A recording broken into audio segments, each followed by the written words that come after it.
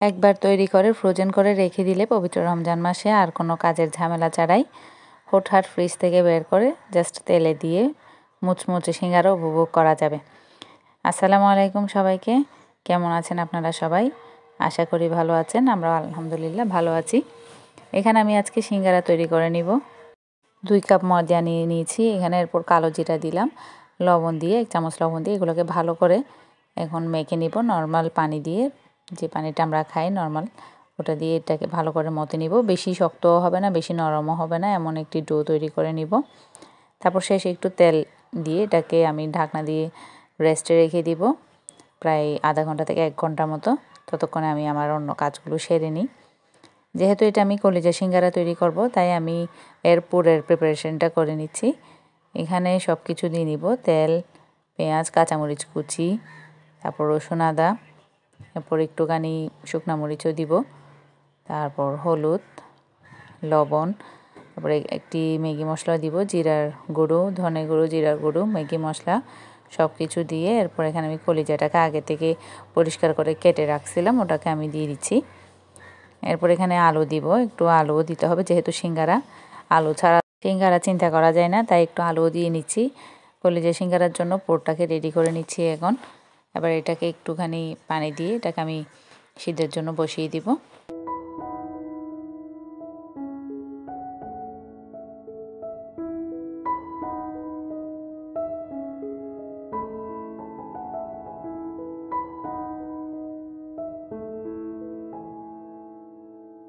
পুরটা এখন একেবারেই রেডি। এতে একেবারে গরম গরম ধোয়া ওটা পুর। আলুটাও ভালোভাবে সিদ্ধ হয়ে গেছে, কলিজাটাও হয়ে গেছে। এখন আমি এই ডোটা থেকে একটু লেচি কেটে নিচ্ছি, একটু বড় সাইজের করে নিব। আমি আজকে একটু বড় বড় সিঙ্গারা করব, আর কয়েকটা ছোট সিঙ্গারা, মিনি সিঙ্গারা করে নিব, কিন্তু বড়টাই বেশি করব। আমার বড় বড় সিঙ্গারা খেতেই আসলে ভালো লাগে, তাই আমি এটাকে প্রথমে একটা রুটি বেলে নিচ্ছি। রুটিটাকে এখন আমি দুভাগে ভাগ করে নিব, যেহেতু আমি মানে বলেছি আমি বড় রুটি করব, বড় সিঙ্গারাই করব, তাই আমি এটাকে জাস্ট 2 ভাগে ভাগ করে এটাকে আমি সিঙ্গারার শেপ দিয়ে নিব। মাঝখানে পুর দিয়ে নিচ্ছি। এরপর সিঙ্গারার ভাজ তো সবাই জানেন, একেবারেই সহজ।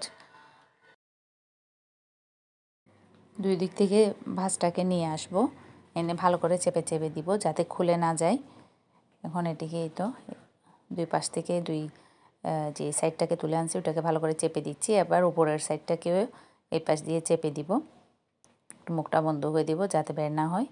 ব্যাস, এই তো হয়ে গেছে। একেবারে এইভাবেই রাখা যাবে, আবার নয়তো হোটেলের মতো 2 ভাঁজ করে যেভাবে দেয়, 2 সাইডের ভাঁজটাকে সামনে নিয়ে আসে, তো ওভাবেও দেয়া যাবে।